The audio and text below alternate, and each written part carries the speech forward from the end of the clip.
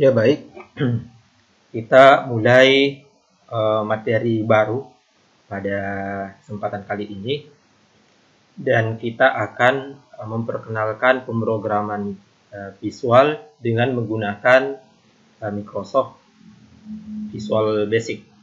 Nah, di Microsoft Visual Basic ini kita akan menggunakan IDE atau Integrated Development Environment menggunakan Visual Studio. Nah, sebelum kita ke program perdana yang akan kita uji, terlebih dahulu kita akan memperkenalkan seperti apa sih Microsoft Visual Studio itu. Oke, khususnya yang berkaitan dengan bahasa pemrograman Visual Basic. Oke, di materi sebelumnya sudah diberikan master ide Visual Studio. Nah, yang saya sarankan adalah Visual Studio 2010 untuk kelengkapan praktikum mata kuliah kita ini. Nah, tapi sebetulnya kalau kalian ingin menggunakan versi Visual Studio yang lebih tinggi, itu bisa juga. Jadi, kalau misalkan anggapnya sudah diinstal, akan tampil seperti ini. Kita mau jalankan. Nah, di komputer saya ini ada beberapa versi yang saya gunakan untuk keperluan mengajar. Ya, ada 2010, ada 2015, ya, ada 2017, ada 2010, ya, seperti itu. Nah, tapi kita akan menggunakan ini dengan pertimbangan bahwa 2010, dengan pertimbangan bahwa di antara kalian itu tidak sama kemampuan perangkat komputernya. Ada yang mungkin perangkat komputernya sangat kuat sehingga bisa menginstal 2017 dan seterusnya. Terlebih lagi misalkan banyak program lain yang di mata kuliah yang lain, ya, misalkan program untuk editing video dan seterusnya. Nah, pasti komputernya akan sangat berat sekali. Karena itu kita pakai saja ini di versi 2010 karena ini lumayan ringan. Oke, kita perkenalan. Nah, di sini jendela-jendela yang tampil kalau kita buka pertama seperti ini. Kalau sudah pernah buat project, akan ada projectnya. Nah, di sini ada Solution Explorer. Di sini nanti akan tampil komponen-komponen dari project yang akan kita buat. Misalkan form, kemudian kode dan seterusnya. Nah, kemudian di sini ada toolbox. Nah, di sini nanti ada komponen-komponen visual. Ya, seterusnya. Nah, kemudian nanti di sini ada informasi errornya jika kita compile terus ada error dan seterusnya. Nah, seperti umumnya produk Microsoft atau Windows, di sini ada jendela-jendela menu. Nah, ya, file edit dan seterusnya. Oke, nah sekarang kita perkenalkan komponen-komponen ini dengan membuat project baru. Kita buat project baru, file, new project.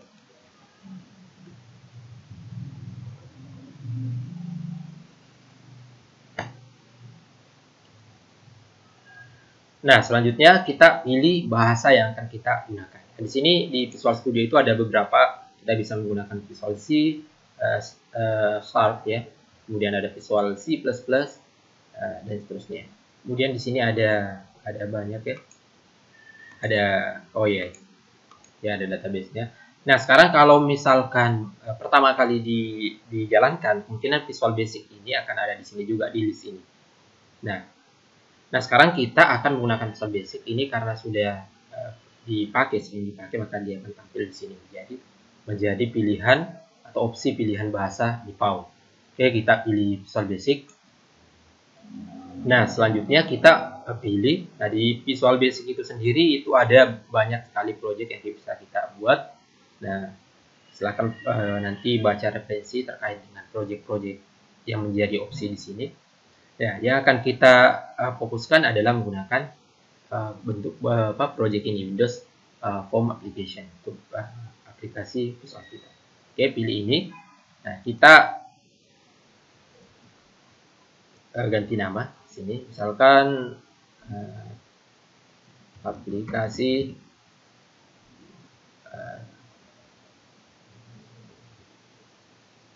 halo dunia.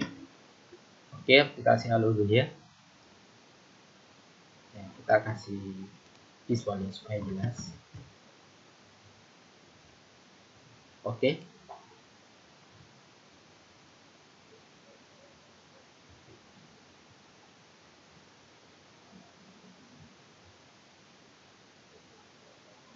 Proses.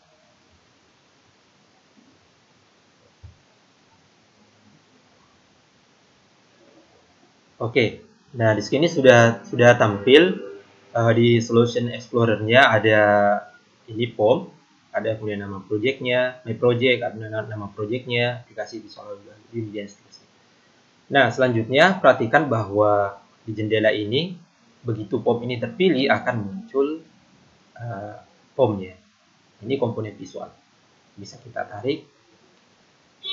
Nah, ini menjadi jendela atau form yang akan ditampilkan pada saat aplikasi ini dijalankan. Nah, sekarang di samping ini di toolbox ini ada muncul komponen-komponen visual yang akan kita pakai. Sini ada button, ada checkbox, ada checklist box, kemudian ada combo box, kemudian ada lead time picker, label dan seterusnya. Nah, kita tinggal menambahkan komponen visual ini ke dalam form kita. Ya, jadi ini agak berbeda dari pemrograman web yang kita sering pelajari. Untuk membuat satu komponen kita harus menuliskannya secara kode di IDE kita. Nah, kalau dalam pemrograman visual, komponen-komponen visual tadi itu sudah disediakan, tinggal kita menambahkan ke dalam form.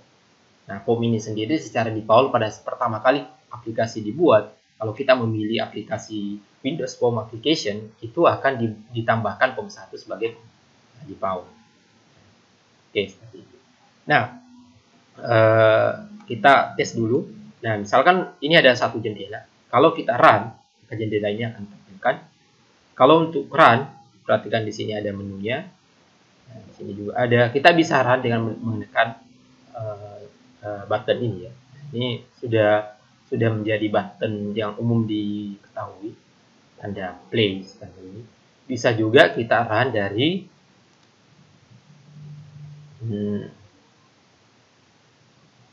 ya ini ya.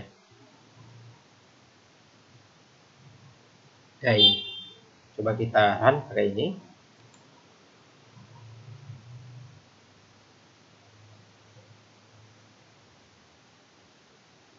Oke, nah sekarang sudah jadi aplikasi kita sudah jadi. Ini aplikasi Windows Form, kemudian kita kalau kita besar, kemudian minimize, kemudian kita klik lagi, kemudian kita close. Nah, oke, berarti kita juga bisa run dari sini. Oke, sudah jadi. Oke, nah yang kemudian di sini masih kosong karena formnya belum ada, kita belum menambahkan apa-apa, maka formnya masih kosong. Nah, sekarang kita akan sebelum sini menambahkan komponen. Perhatikan dulu di sini. Di sini di properties, kalau kita memilih komponen visual, jadi form ini adalah komponen visual, salah satu komponen visual. Kalau kita lihat di sini, maka di sini baru ada satu form. Nah, ini adalah jendela properties. Kita bisa memilih satu objek visual yang akan kita konfigurasi propertinya. Misalnya form. Nah, di sini perhatikan di sini ada size. Kalau kita expand ini, nah di sini adalah width atau lebarnya. Kalau kita ganti, apa kita ganti dengan cara di sini kita mengisi angka langsung di sini, baik dari lebarnya maupun tingginya, maka ini akan berpengaruh pada ukuran dari form ini. Kita bisa mengisinya manual di sini. Contoh kita isi misalnya 100, enter. Nah, ini akan lebarnya menjadi 100. Oh, ini 198. Otomatis ya, dia ubah. Oke, karena terlalu kecil. Coba kita ganti menjadi 200. Oke, ini 200. Kemudian ini juga kita ganti menjadi 200. Nah, otomatis dia akan sebesar. Nah, kenapa ini tidak bisa lebih kurang dari 200? Karena ini ya, ada minimize-nya, kemudian maximize, kemudian ada close. Nah, mengubah ini bisa juga dengan kita pakai mouse, kita klik, tahan, tanda panah seperti ini, kemudian tarik. Seperti itu. Nah, gunanya seperti ini? Nah, kalau misalnya kita ingin desain, ya daripada kita sibuk mencari propertinya di sini, kita tinggal menggunakan mouse, kita tarik. Cuma masalahnya kalau kita menggunakan mouse, kita tidak bisa menentukan secara spesifik ukuran dari komponen. Oke, jadi itu gunanya jendela properti untuk mengatur komponen visual. Nah, misalnya begini, properti apa saja yang bisa kita atur? Nah, semua properti yang ada di dalam sini. Contoh misalkan di sini saya ingin menghilangkan salah satu tombol ini. Ya.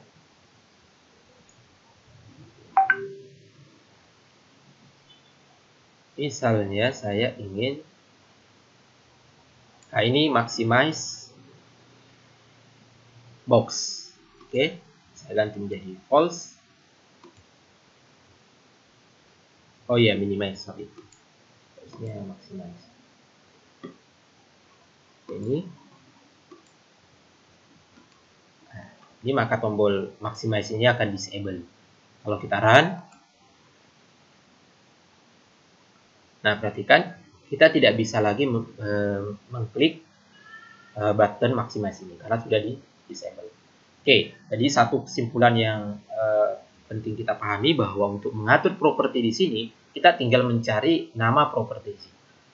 Oke, dengan mengubahnya di sini jadi true atau false. Kita kembalikan pada true. Oke. Nah, perhatikan tadi di sini komponennya baru komponen visual yang ada baru POM1. Nah, sekarang kalau saya tambahkan, contoh misalkan saya tambahkan sebuah button. Ya, cara menambahkan dari sini kita bisa klik, ini, kemudian kita bisa gambar. Bisa juga, nah ini saya button, saya tambahkan. Bisa juga kita klik, kemudian tarik. Ini saya tambahkan label. Oke. Nah, ini sudah ada dua. Sudah ada dua. Nah, sekarang perhatikan di properti. Maka di sini sudah ada 3 komponen visual yang kita tambahkan. Ya, jadi kalau kita nanti menggunakan komponen visual 100, maka di sini mestinya ada 100 komponen visual yang bisa kita pilih. Nah, perhatikan untuk properti misalkan yang ini, button. Lihat propertinya di sini. Ini juga ada misalkan size-nya, auto size-nya. Kemudian ada banyak. Enable ada. Kalau enable berarti bisa diklik. Kalau disable, kalau enable-nya false, maka ini tidak bisa diklik. Kalau kita run misalkan, nah ini bisa diklik. Ini bisa diklik. Sekarang kalau misalnya enable-nya ini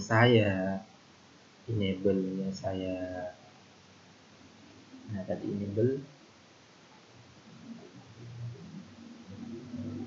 enable-nya saya false,